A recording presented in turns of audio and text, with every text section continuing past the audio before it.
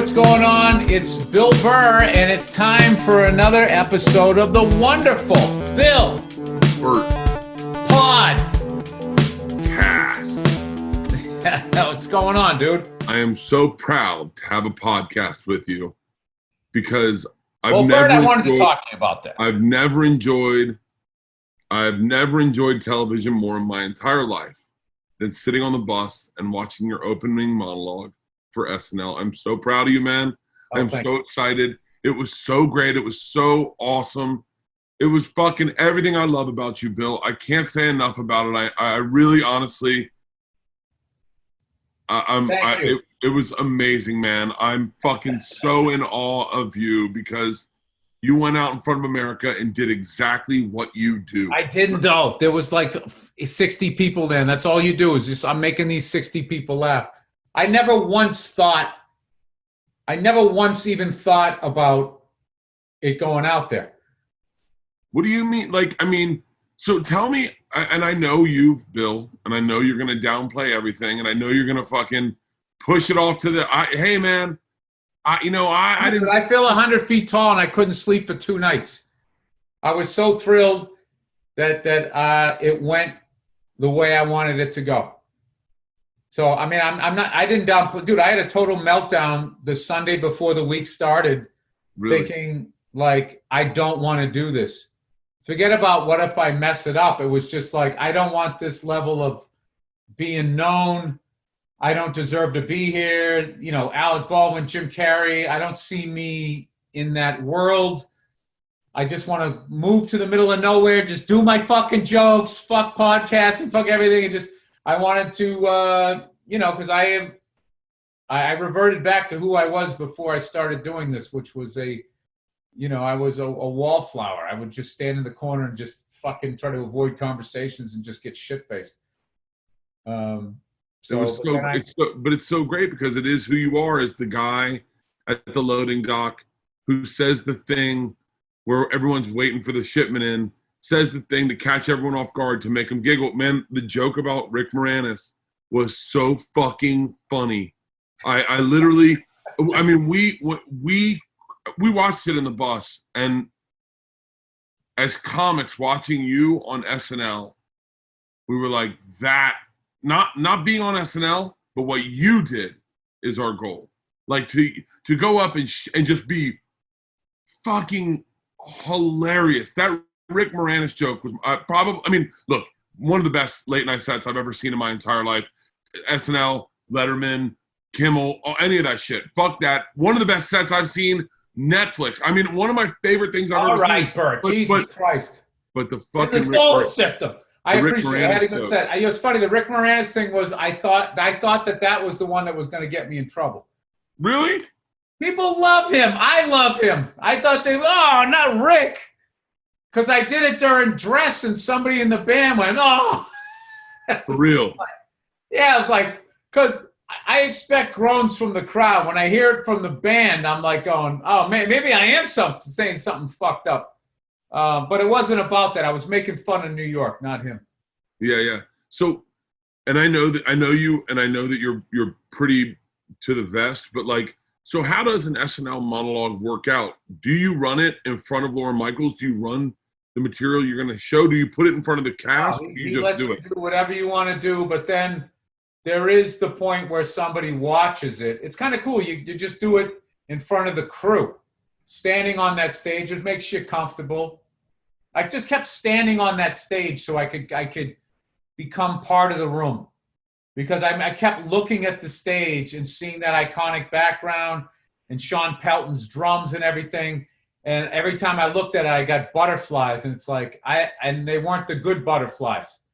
That was I think I got to go take a shit butterflies. I was like, I can't be having that. So I just kept in between sketches, that we were rehearsing, just going up there and standing there and looking around the room, breathing it in and just doing everything I could to just make you feel like, walking up the steps, coming back down, just trying to get my stink on it a little bit.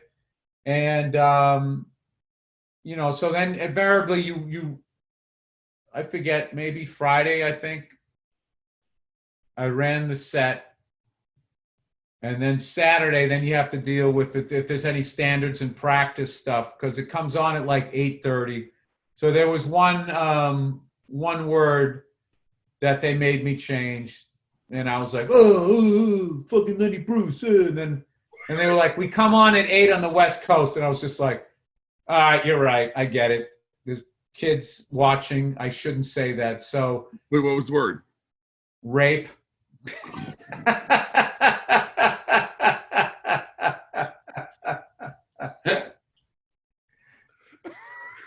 For some dumb reason, I thought I could say that. Oh, Bill. It so made sense to me. And now saying it to you, now it's just like, yeah, what was I? Yeah. How was that, guys? That sounded all right to you? All right, let's sell some donuts tonight during the show. It was really, yeah, it was dumb that I thought that. But I remember when I ran the set and I said it, I remember there was some woman, I don't know what she did on the show, but she had the clear face shield. Yeah. And I just heard muffled. I heard her just go, whoa! And in my egotistical head, I'm like, yeah, man, huh? That's gonna crush. Yeah. So, but they were totally cool. But they didn't. And then Lauren came in after dress when it didn't go so well during dress. It was sort of clunky during dress rehearsal, which they bring a crowd in. You just basically do the show and all the sketches, and then they decide which ones they're going to keep, which ones they're going to lose. And it's full dress, the wigs and all that stuff. And I wasn't happy with it. And I was like, oh, man, not this fucking goddamn New York fucking overly woke vibe. Yeah. Please don't let it be this. And then it wasn't that. It wasn't. I sat and Lauren was just like, make sure you take the time to say hello. People don't know who you are. Your fans do, but a lot of people watch the show don't know you. So make sure you say who you are. Been doing stand-up for a while. Thank you. That whole beginning was his idea. And it so got everybody locked in with me. And then my first joke worked. And I think I told like 6 jokes before I was like, oh, shit.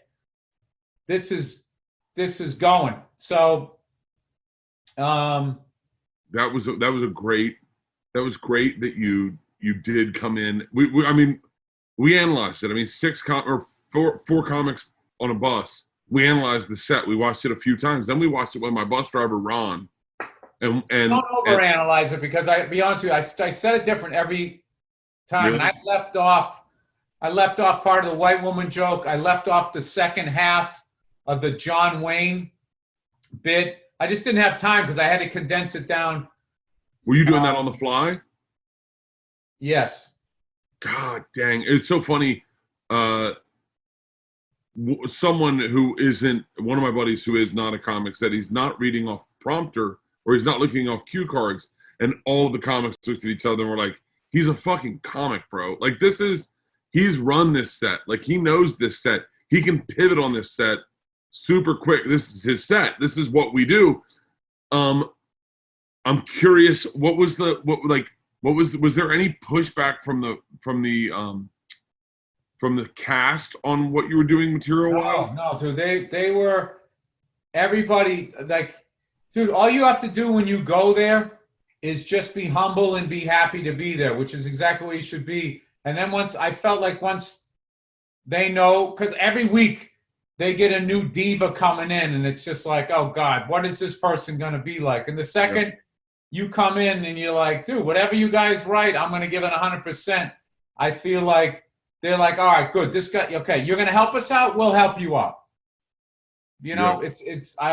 So I just thought everything that they wrote was totally in my wheelhouse. And like I said, once you do the sketches are easy, because it's like if you sit next to Kate McKinnon, it's going to crush. She is all you got to do is just.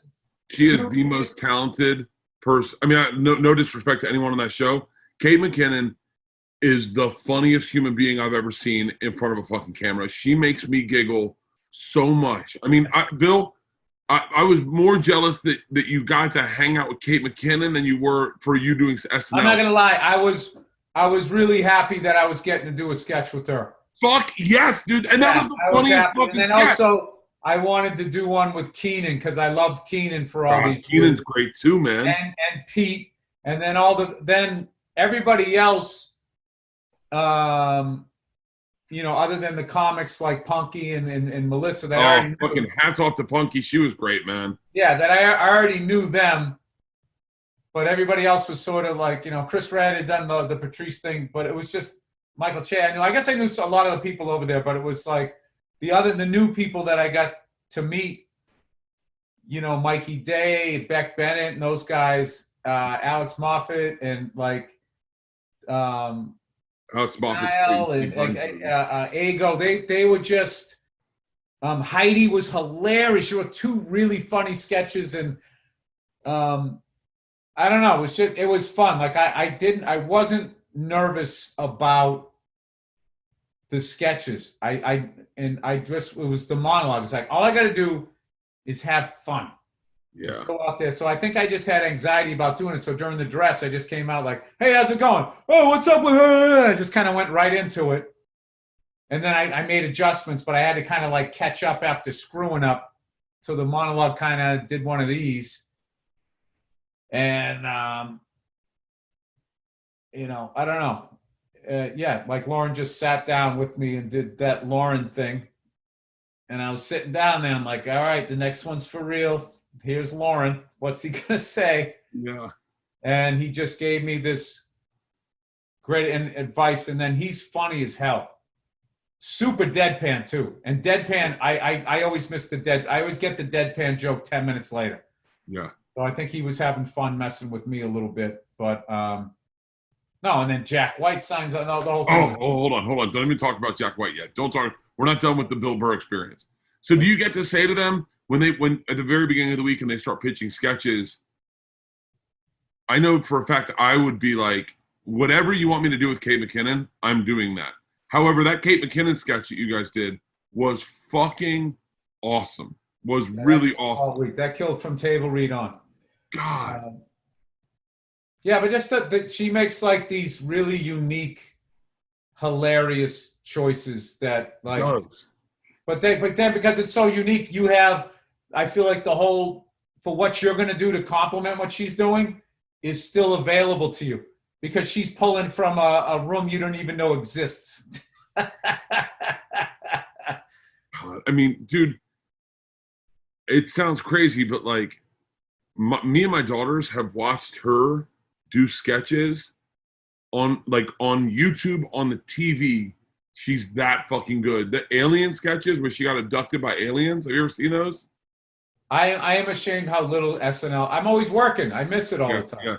Yeah. So when you roll in, do you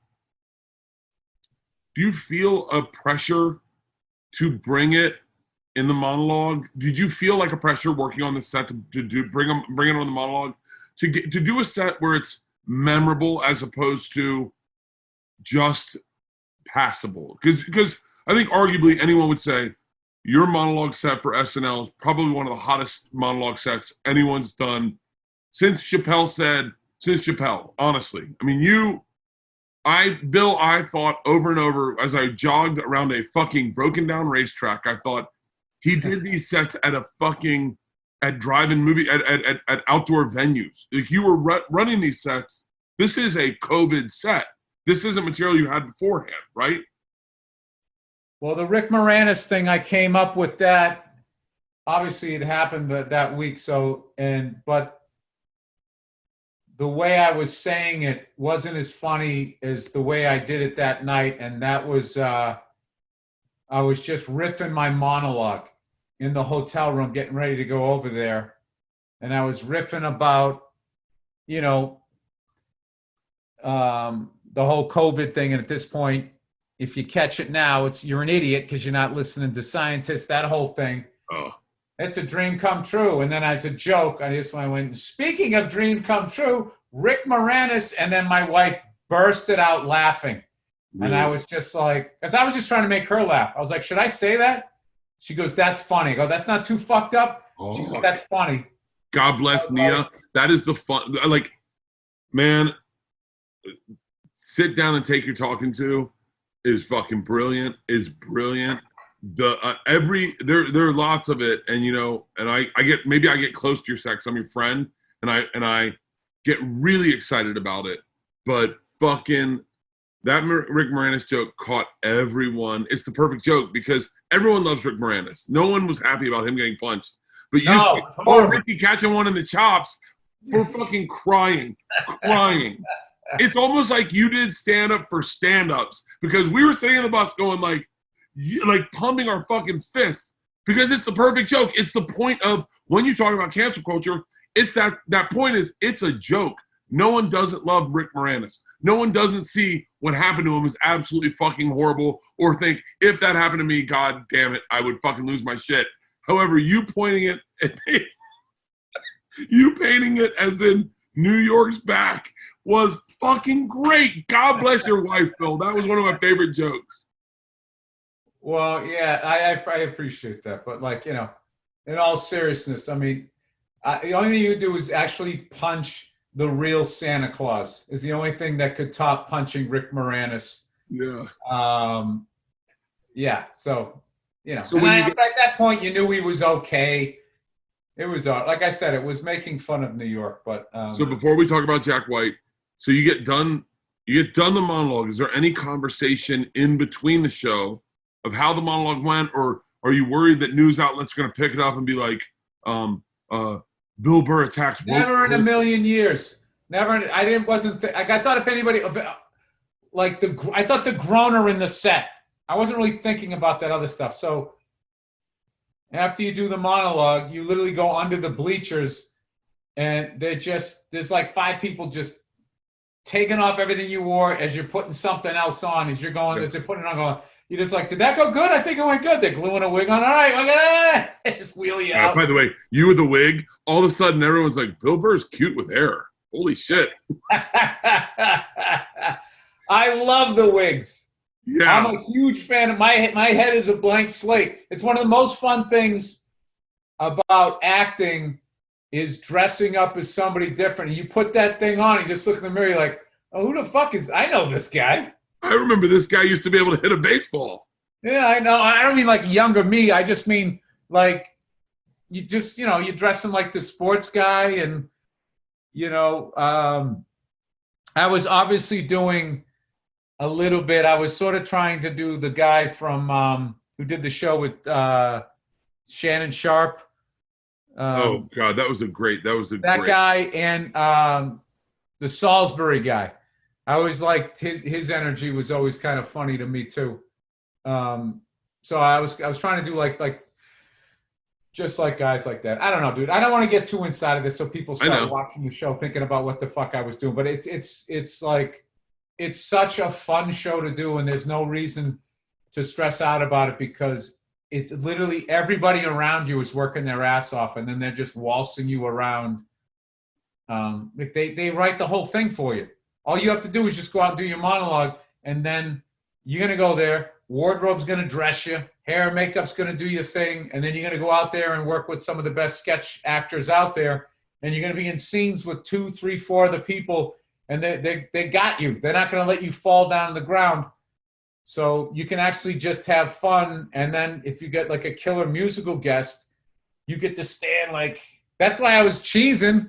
Oh, dude. I was cheesing because – I saw what he was doing in rehearsal, and I was just like, it reminded me of like when I would go up and bomb at a comedy club and all the comics were bombing, and then I knew Dave Attell was next, and you could feel the crowd being cocky like they had control of the show, and I would always hang around like, these guys have no fucking idea what they're in for, and that's what I felt like when I was introducing Jack and his band, that like I know you guys know Jack is good, but you have no idea, because I think he had the like psyched I get to perform, because like all performers were like going nuts, just as much as fans want to see performances, people who perform want to perform, and then also the whole, we got to send Eddie off right.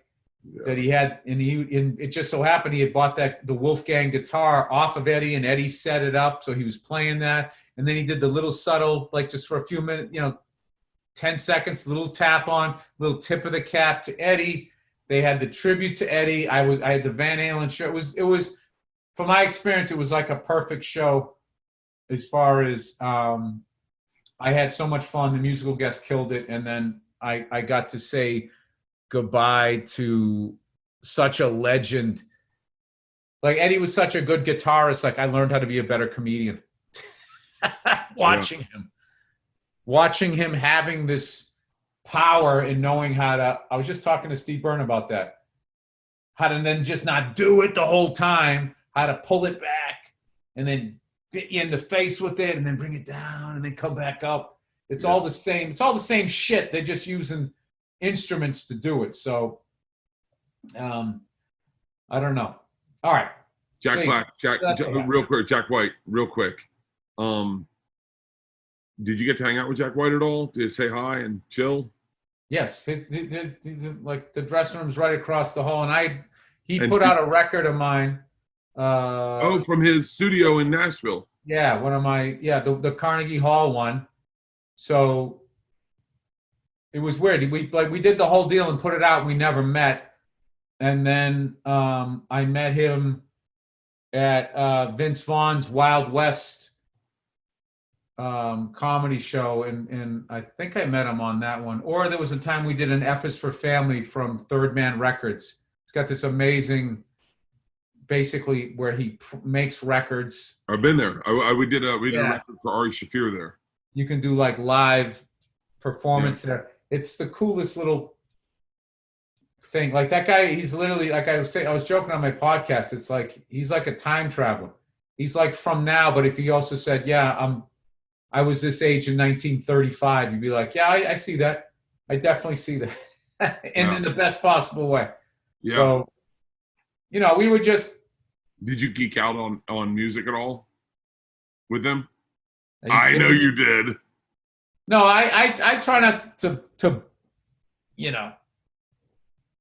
bore them with too much shit. Because I'd be like, so how do you come up with the joke, Burr? Do you like... No, but I know you. If someone brings up helicopters or drums, you are fucking engaged.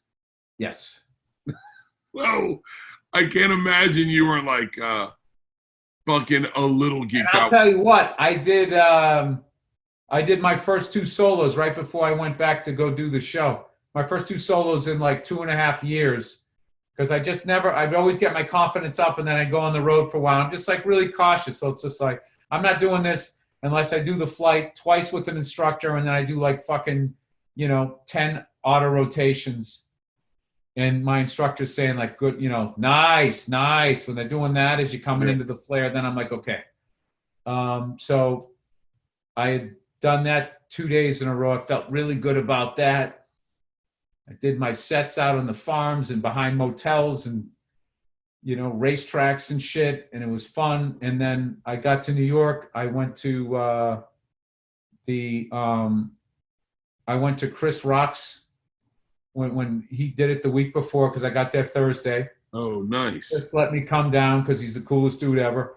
And I went in there. It was just great to go in there to feel the nervous energy and then also be like, I can't believe how small this place is. I mean, it's big, but like the enormity of the show that it's all happened here since 1975. And I saw all that stuff. I saw, where we were standing, Megan Thee Stallion and her backup dancers went out, did their thing, and then came back out. And I'm watching like Chris running around. So it really was good to kind of like just be sort of sitting there on a bench and watch a baseball game before you played it. So I was more nervous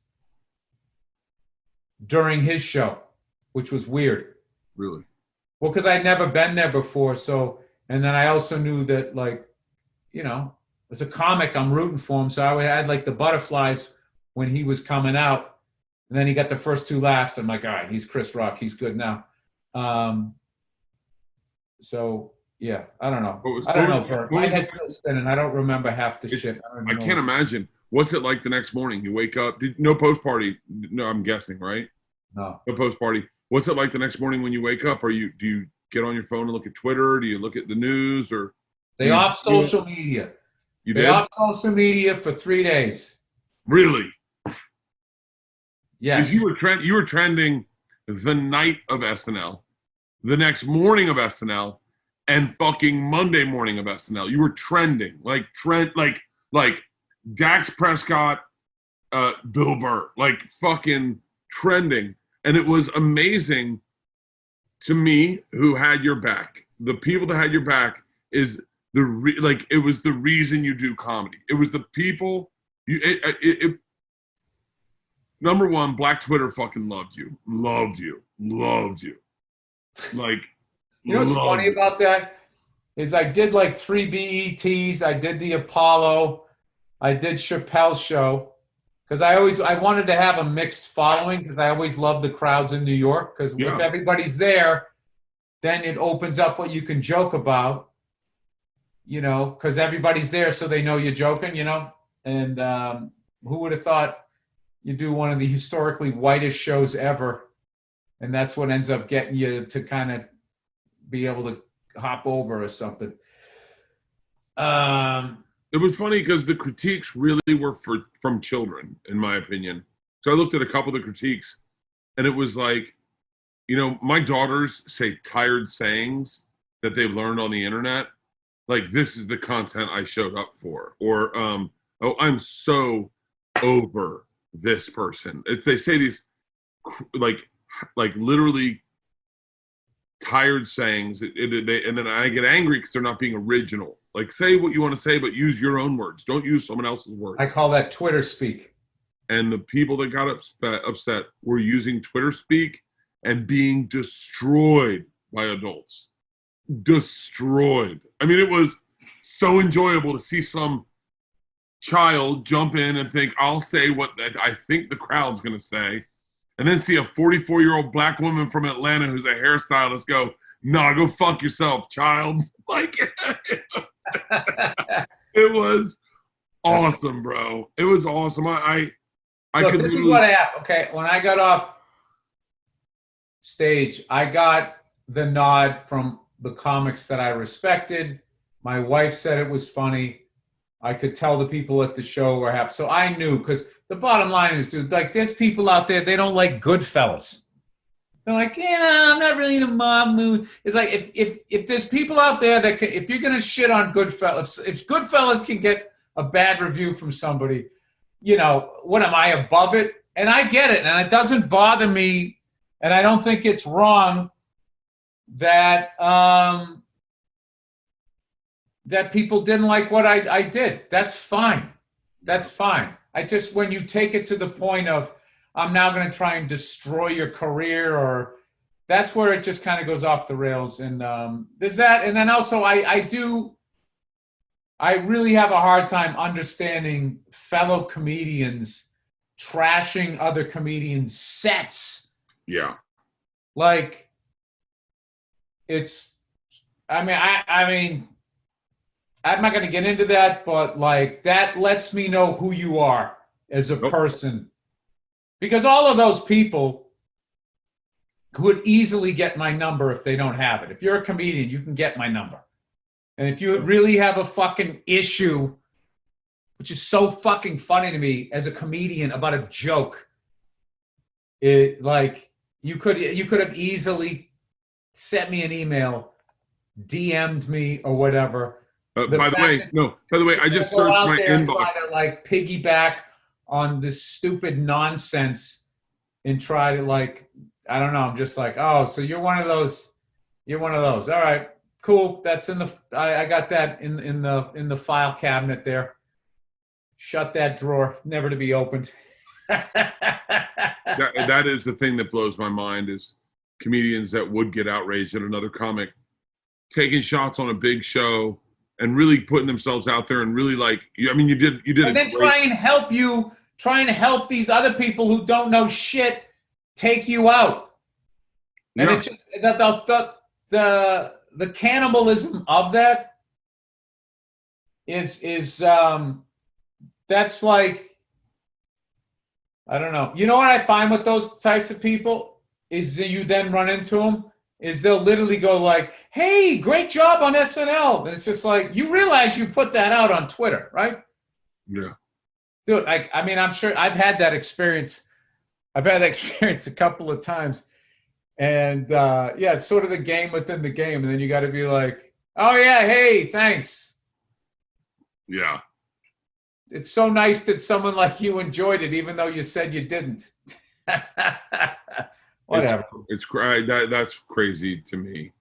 All of that's nuts to me. It's nuts to me that people jump in on shit, serious accusations when they weren't there and they're just getting the information as soon as I am, and they just go all in like they're the DA of the state, and they have like these big cardboard boxes of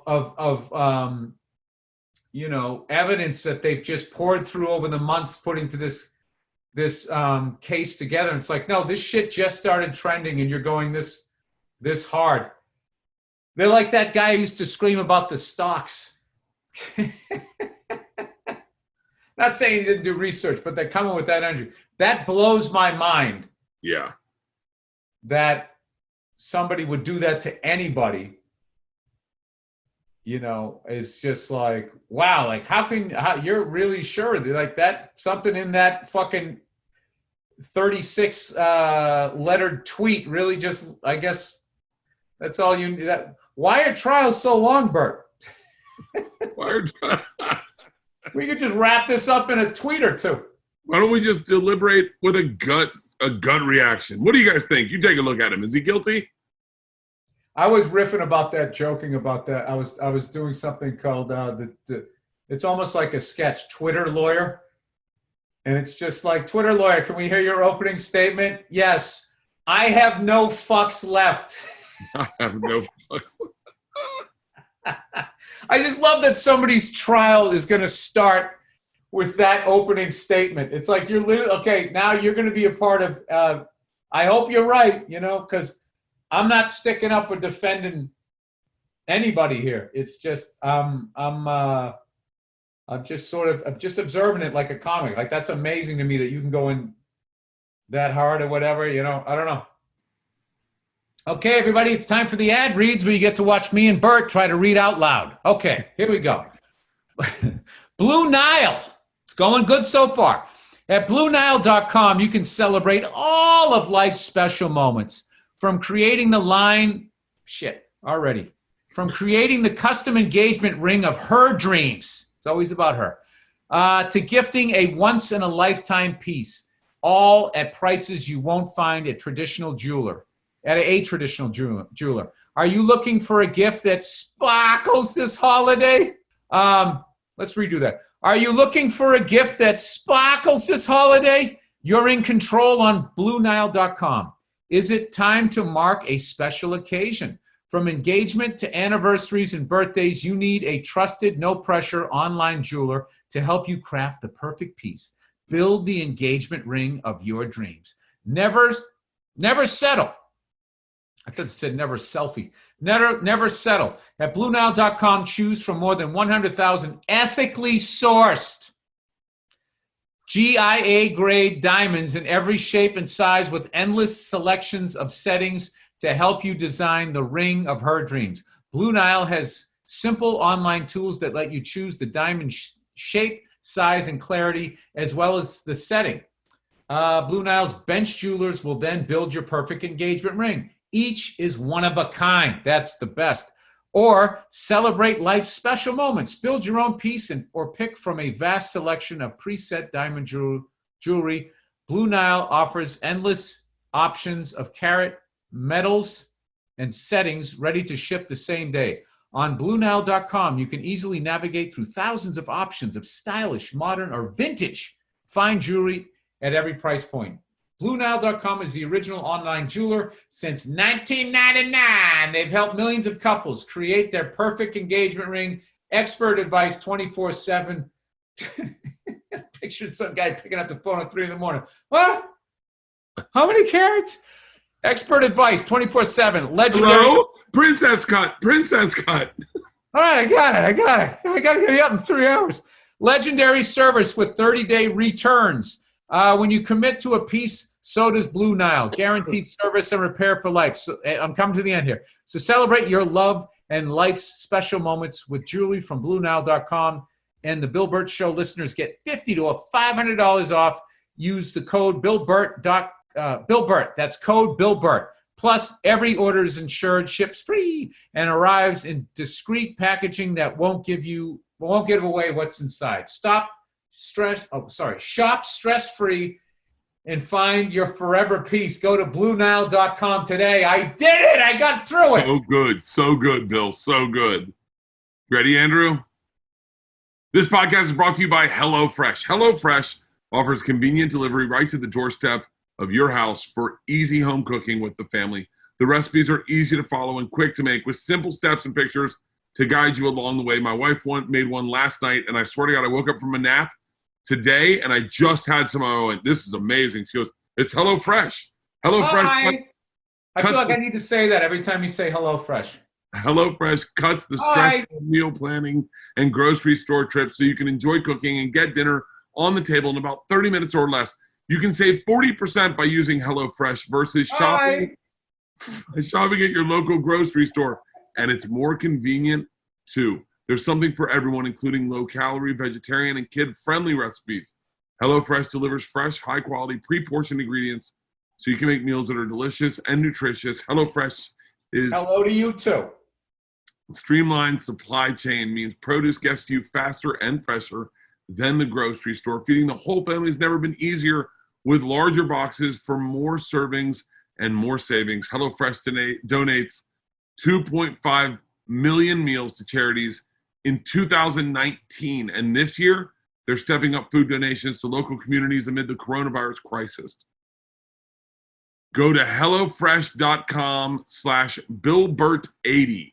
Use the promo code BillBert80 to get a total of $80 off across 5 boxes, including free shipping on your first box. That's HelloFresh.com/BillBert80 and use the code BillBert80 to get a total of $80 off across 5 boxes, including free shipping on your first box. All right, look who it is, everybody. It's my bookie. Hey, how the fuck are you doing? All right. Between the NFL, college ball, and MLB playoffs, there's no shortage of sports to watch or put your money on. And with the way the last presidential debate went, it won't be long before my bookie heads odds on Donald Trump to join the WWE. Whether you tuned in or not, I hope you guys cashed in on some of those debate prop bets that went up. Is this true? You can bet on the debate? Yeah. Oh, my God. Finally, nerds are becoming like sports fans. Because there were several that could have been considered free money. Trump to mention Russia, that was a lock. How about Trump to interrupt? Put down $1 million to make $2. And that's the best part about betting at MyBookie. They offer great value in their odds and lines. Whether you're betting on NFL action or their crazy prop bets, there's always a little something for everybody, and always cash to be won. I've been playing in MyBookie's super contest this season. I hope you guys are too, but it's only $10 entry for the chance to win. I'm getting smoked, by the way. $10 entry for the chance to win a share of $100,000. For $10 investment, I don't think you can beat that. $10, sign me up twice. Can I do that? Probably not. Another good investment to make would be to fade the Atlanta Falcons for the rest of the year if they blow another lead late. Whatever you do, if you're going to bet this season, bet at MyBookie and use the promo code BillBert to grab yourself a deposit match when you join, because who doesn't like free money on top of their deposit? That's promo code BillBert to claim your bonus at MyBookie. All right, Manscaped. 2020 is nuts, but that doesn't mean you should disregard your beautiful nuts. Manscaped is on a mission to take care of your twins with their below-the-waist grooming and hygiene products that they just released, and they just released their products in the UK and in Canada and in Australia. They also just released the Crop Care Kit, which is a formulation bundle that gives you A+ balls and is the ultimate male hygiene hack. I want A+ balls, Bert. You can get them, Bill. The Crop Kit Care includes the Crop Preserver Ball Deodorant, the name speaks for itself, Crop Reviser Ball Toner, a spray that is a toner, a spray-on toner that will give your balls a little slice of heaven with their aloe vera and hazelnut extract. God, I want to try the Crop Reviver. Crop Cleanser Ball Wash, a full body wash that you can use on your hair. Crop Mop Ball Wipes. You never know when your opportunity is going to strike. You need to, I have a joke about that, oddly enough. And you need to always be prepared. The Foot Duster, a foot deodorant designed to keep the stankiest of feet smell fresh. The Lawnmower 3.0 trimmer, which offers a replacement ceramic blade with advanced skin-safe technology, which helps reduce grooming accidents. And these formulations are all vegan, cruelty-free, dye-free, sulfate-free, and paraben-free.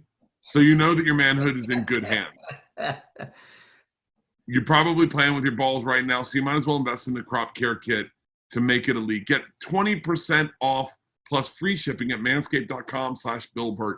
If you care about those beautiful balls of yours, all you got to do is go to the website, hit a few buttons on your phone, and it's going to change your life for the better. Get 20% off plus free shipping at manscaped.com/BillBert. Add some swag to your saggy bag.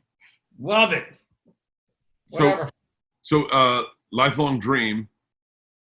Been in comedy now, 28 years, 30 years? How long you been doing stand-up? Be 29 in March. 29 years, been doing stand-up. Lifelong dream to do SNL. What's it like to achieve your dream? Is it better than you thought it was going to be or worse? Well, it's definitely not worse. It was no, kind of is exactly what it was. Really? It was total elation, total satisfaction. I didn't feel bad the next day. There hasn't been a letdown. So it's none of those guys who win the Super Bowl and wake up the next day and they're like, now what? No, I don't have that. The first time I bought a house, right? I bought a house and I was just like, it was a little house or whatever, but it was mine. And I bought it off of telling jokes.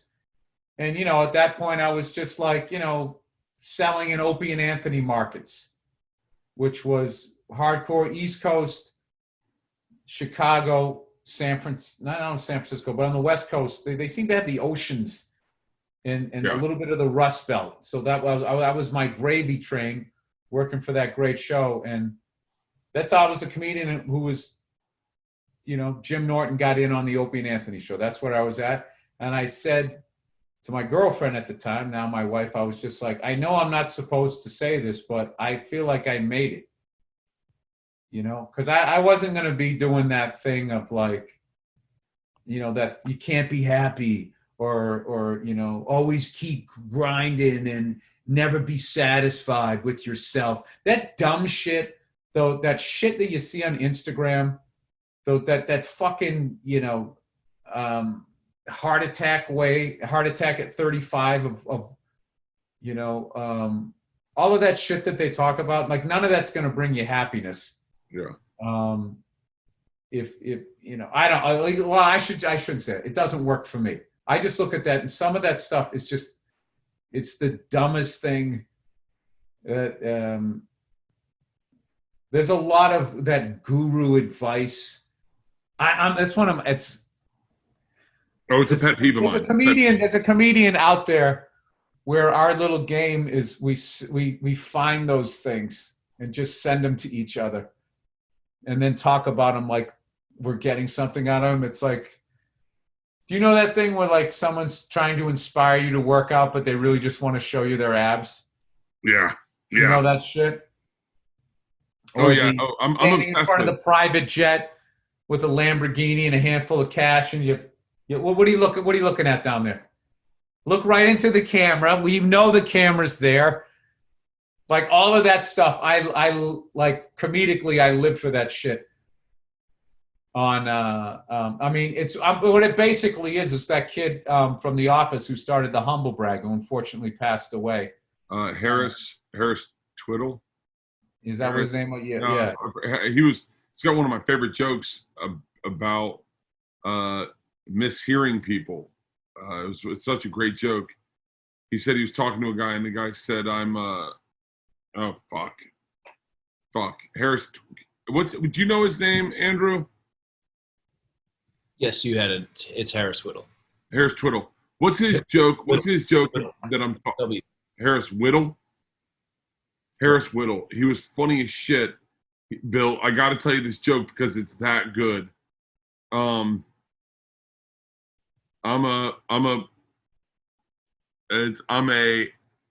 Someone said I'm an infomaniac. Hang on, let me get this joke. It's a good joke. I'm gonna read it, and you're gonna be like, God. Infomaniac. I already liked it. I already liked the beginning. It's such a good joke.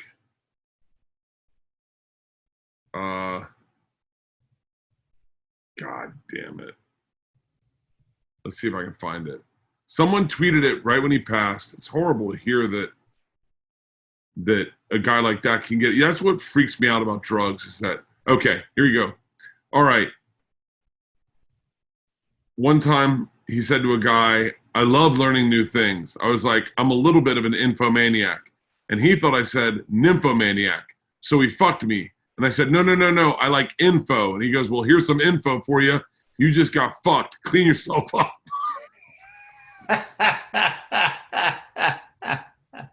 Oh, that's a great joke. That's a great joke. Oh, I'm sorry. You were saying, what were you saying about Harris? Or you were saying something? Wait a minute, why do guys like that always die? I don't know, man. No one said anything bad about the poor guy. Is it because when bad comics die, nobody notices? It just always seems like the funniest people die. Yeah. Well, I think before their time. Unfunny people die all the time. No one just gives a shit. And they're just like, yeah, man, he's passed. And then that guy passed, and everyone was heartbroken. And I wonder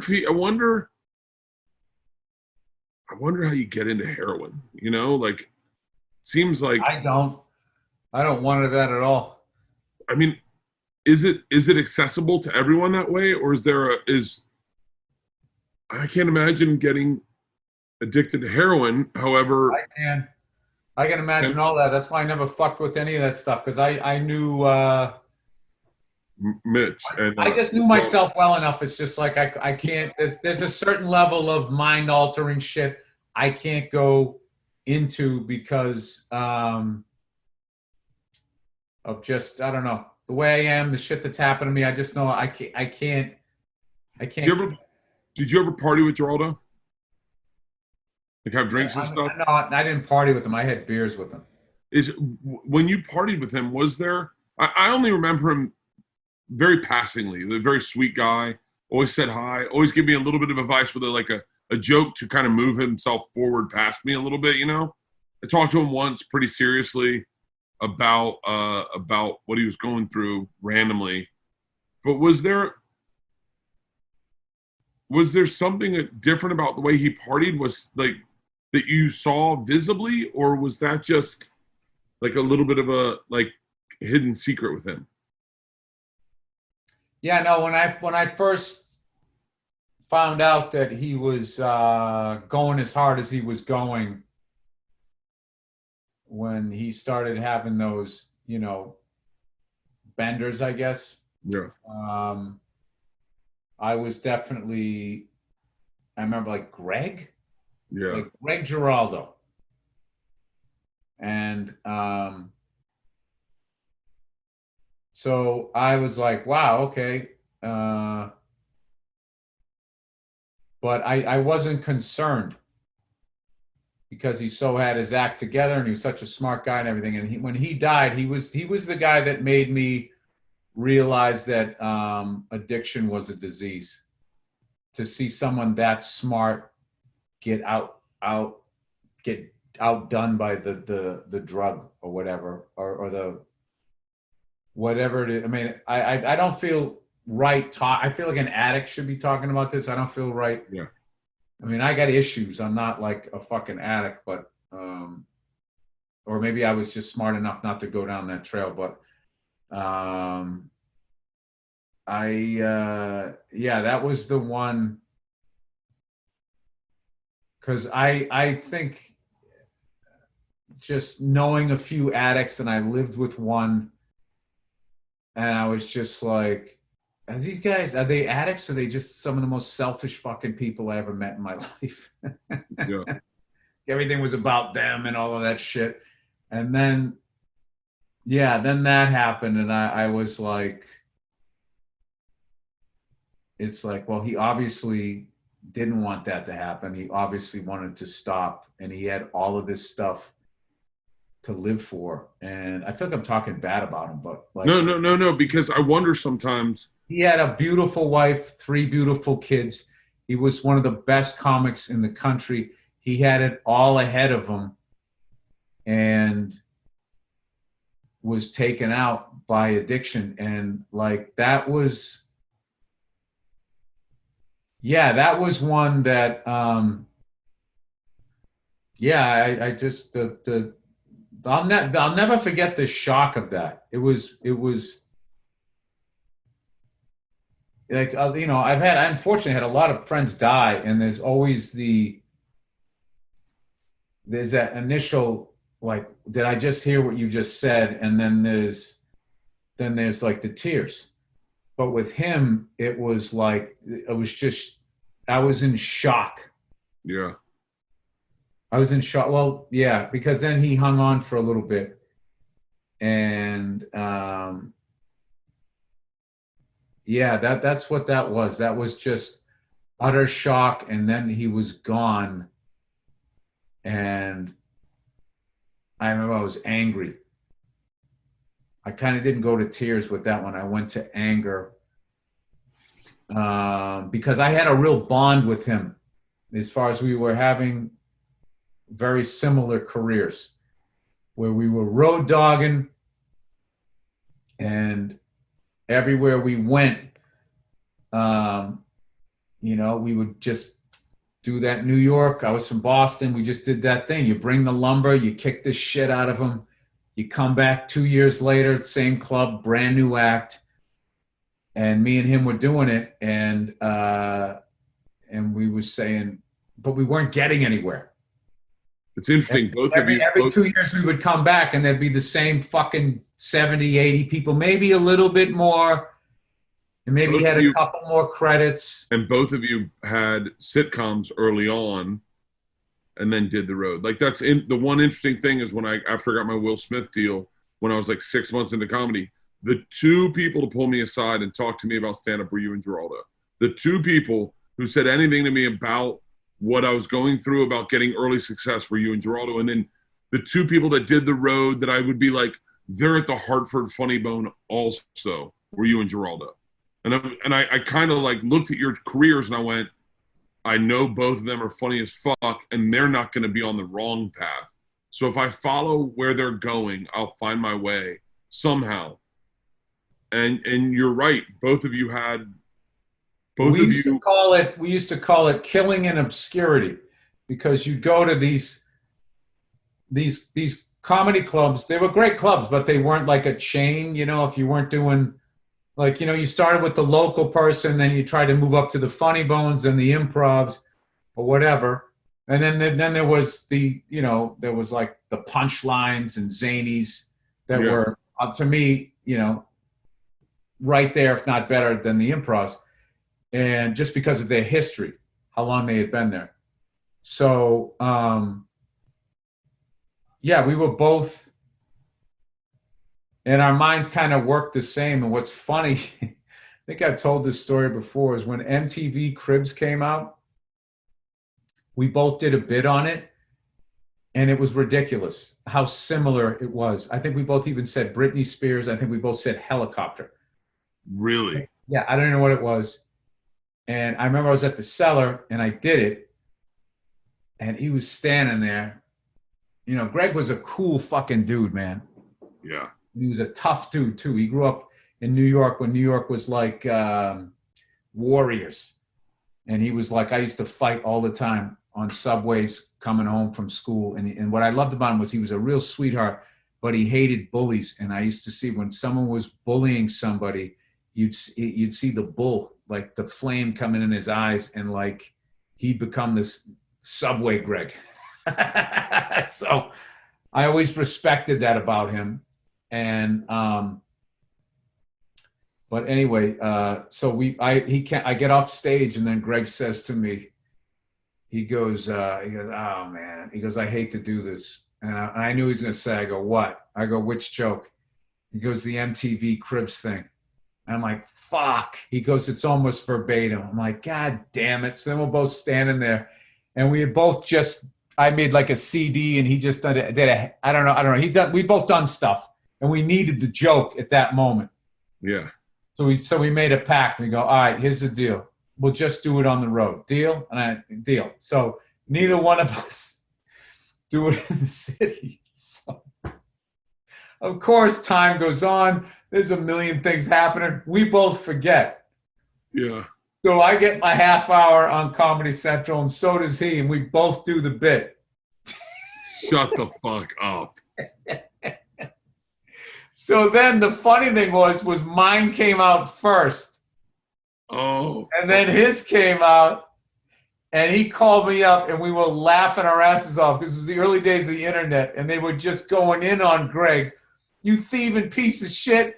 You took it from that Brian Burr guy. Nobody knew me. I was so early in my career. You took it from that redheaded fucking guy. And I remember we would just die and laughing. And I did a tour with him. I did this great tour that nobody went to. Just for Laughs is huge in Canada. Like if you're on the Just for Laughs tour in Canada, I mean, you're playing, amphitheaters.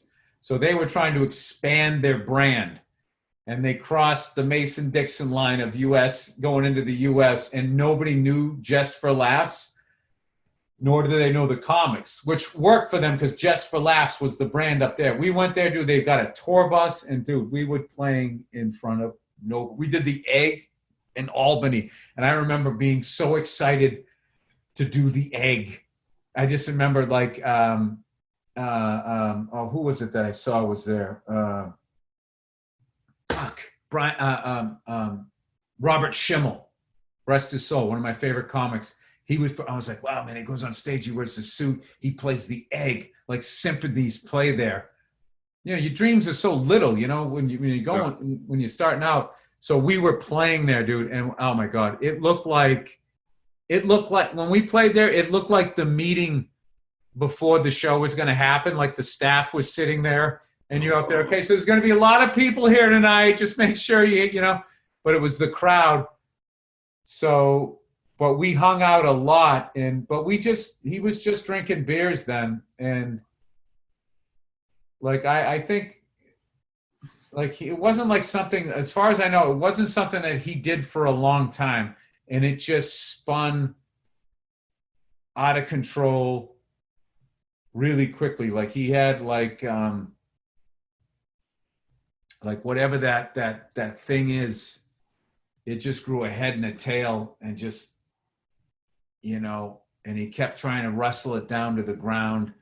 I remember he had a sponsor, and he got that tattoo to say that he was going to be sober and everything. And yeah, to watch a guy like that lose that fight, I remember that I had to totally, I was doing, I was an asshole back then too. Like 10 years ago, I was really walled off. So I was just like, addiction, just stop doing it. Stop being fucking, like I didn't know. And then that was the one, so I'll tell you what the mistake I made was I didn't go to the funeral. Really? Because I had enough friends die, and then my last vision, stupid fucking Catholic Church, they had the goddamn wake. So now all of my dead friends, I also, I think that the happy thought, and then I picture them laying in the coffin. I'm like, why the fuck did they do that to me? It's like, I don't want to think of Greg like that. I'm done going to these fucking things. So I didn't go, and I learned that you need to go because you have to have that closure and go through that pain. You need to do it, because for years I just felt, I knew he was gone, but it also felt like he was just on the road and we just kept missing each other. So I was like, all right, well, that's a life lesson I've learned a zillion times where it's just like, this is painful. I'm going to avoid it and it's going to go away. No, it's just going to be sitting right over there fucking with your life. Yeah. So, but I still miss that guy terribly. Like I think we really were good for each other, like pushed each other. It was weird because we didn't hang out that much. We hung out a lot at the Cellar, but we had sort of this thing. I had that with Gaffigan too. Gaffigan came to New York the same time I did, and we did this fucking improv when Bud Freeman's wife had it, and she owned the name, and it was like, it was in the back of a restaurant. She had like this pen light. When I clicked the pen light, it was just like, and it was like, yeah, me, Greg, and Jim Gaffigan had this thing where everyone was saying like, man, you guys got really great jokes. You guys are really, man, you're one of the funniest guys I've seen. Or you've done this and blah, blah, blah. But we weren't seeing results. And then there was all these like, I'm the guy who wears this silly hat all the time. And I say my catchphrase, and they were just blowing past us. So we talked a lot through the years to keep us on the road of like, no, this is going to pay off. And then I had that classic thing where Dave Chappelle, I didn't know he was watching my set. Thank God, I would have bombed. And at that point in my career, and he got off stage and he said that thing I never forgot. He goes like, man, he goes, your angle is so fucking dope. I'll never forget that. And he goes, he said, it's gonna take you longer to get there, but when you do, you're gonna hit really hard. And dude, I fucking hung on to that. I hung on to that. God, where were you? Were you in the Cellar? Yep, he was on the Cellar and he was sitting on the stairs, and it was like 03, 04 maybe. No, it had to be maybe. I think it was before that. It was before that. Because I hadn't even done the Chappelle show, which is where I really got to know him. And that was 2004 was when you did Chappelle. It was before that. It was like 03. Georgia, my oldest, was born in 2004. And I remember watching Chappelle show when she was a baby. Chappelle show and Tough Crowd was what I did every Okay, Tuesday. but we taped it in 03. Yeah. So it was probably like 01. You know what? I have this weird thing where I can just remember like World Trade Centers were still up because It wasn't that New York. Because like there's like pre-Giuliani, there's Giuliani New York, and then post 9/11. There's post 9/11, and then there's woke New York. As far as like my experience being in my time in New York. I mean, I wasn't there pre-Giuliani, but like I got there. Giuliani got in 94 and I got there in 95. I think that's how it went. And then like a couple years in, I'll never forget when they brought that giant Winnebago police truck and just parked it in Washington Square Park. And they were just there. Yeah. Harassing and annoying all of those people that used to harass and annoy us. All the drug dealers and the shifty people and all of that. Smoke. Pushed them all out, and then years later, Rick Moranis gets sucker punched. That's what happens. Perfect full circle, Bill. Perfect full circle. Perfect full circle. Well, Leanne's been texting me nonstop while I've been in this podcast. Did you get her gift basket? No, I'm going to get it today. Okay.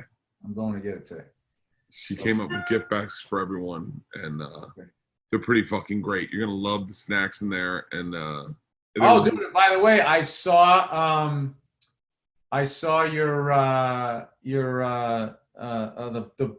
that great billboard. It's on the La Brea and Hollywood Boulevard. I was driving by. I just saw you shirtless with a cigar. Oh yeah, in the hot tub. As I was turning, I'm like, Bert. Oh yeah, that's right.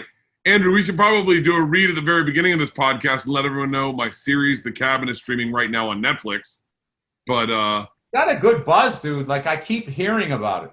Yeah, it's good. I think people like it. I think the one thing that's positive about it is just comics on there being fucking hilarious. It's Donnell, Joey Diaz, Bobby Lee, Tom Segura. Fortune's on there, right? Fortune's on there. It's just comics. Nikki Glazer, and Anthony Anderson, Dion Cole, Big J Okerson, and it's just comics being fucking Miss Pat being fucking hilarious. That's all it is. And so I think people love it or like it. Let me rephrase that. I think people like it because it's just like the same way they like podcasts. It's just comics being themselves. So yeah, it's been. I'm really happy Netflix. I'm happy Netflix is happy. I think, and you know, that's it. Good deal. Yeah. Good deal. I think All right. you're in it. I think you're in it. Yeah. Yeah, you're in it. I did something in that. I know I did. Yeah, you and Gabe kind of helped me clean it up at the end. If we're doing secret time, we had some loose ends post COVID, and we needed some people to kind of connect tissue. So we got you, Gabe, my daughters, my wife. I mean, everyone. My dad, Caitlyn Jenner. Caitlyn Jenner came on? Caitlyn Jenner's in the show. Yeah. Wow. Yeah, it was pretty. So I'm really glad. You never know. You know, I'm sure you feel like this with the F is for Family, but you put a lot of work in it, but you don't put as much work as you do into your stand-up. But you notice that everyone else is putting as much work in their jobs as you would your stand-up. And so in a weird way, you're like, God damn it, man, I hope this goes well so that everyone feels good about it. But clearly you're not like, I'm sure you would say this, but when you do F is for Family, it's not just you that's doing it.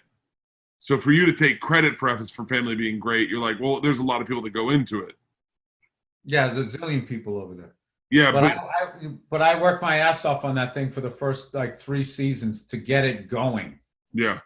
And then like last season, you know, at that point I was a dad and now I got 2 kids and it's just like my time, I have to compartmentalize it. So we sort of developed a new way of me working with the scripts and the sports. And then you got COVID and all that stuff. So yeah.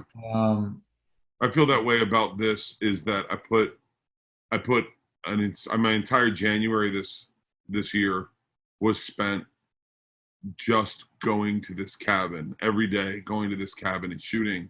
And I think that there were weird hiccups that happened that made me put a lot of energy into it. So I want it to do well and I want people to like it. And I want, you know, I want it to be received well. I want everyone to enjoy it. But at the same time, I feel like, you know, I see the post from the fucking stylist or the hairstylist, and the stylist. Like I see like the people that worked on it on Instagram. I see them posting and they're really proud of it. And you're like, oh fuck yeah, you forget they busted their ass just as hard as I busted my ass. Like, so I don't know. I want everyone like. No, their job is harder because they don't get you get the applause, you get the billboard.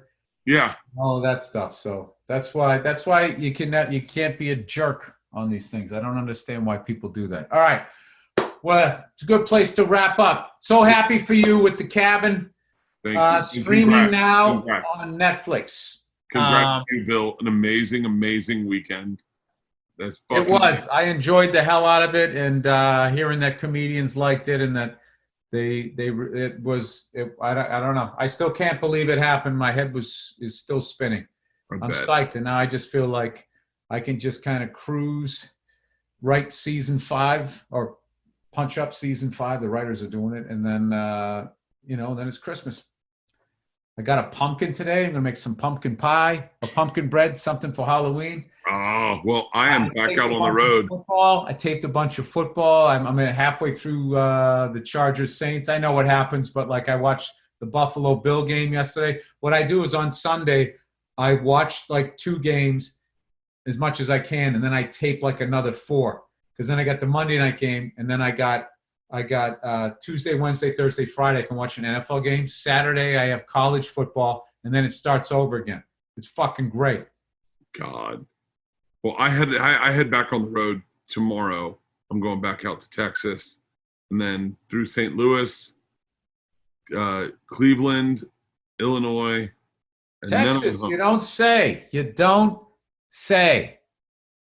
I was talking to somebody about doing some more dates, and that state may or may not have come up. Really? Yeah. Yeah, they got some great venues, man. Well, I just burned a bunch of material. I burned some, even as much as it was 7 minutes, those were some big chunks. Yeah. It's funny because that white woman thing went on way longer, and I said a lot more crazier shit, but it had way more impact than if I did it. If I did it on a special, people that knew me would have saw it, would have liked it, but I don't think that I would have got all that other stuff. So I'm kind of good with it. So let's wrap this up because yes. I got the kiddos here. All right. That's it, everybody. Thank you for enjoying another wonderful episode of the Bert podcast. Sorry, pod. Cast. Sorry. Watch the cabin. All right.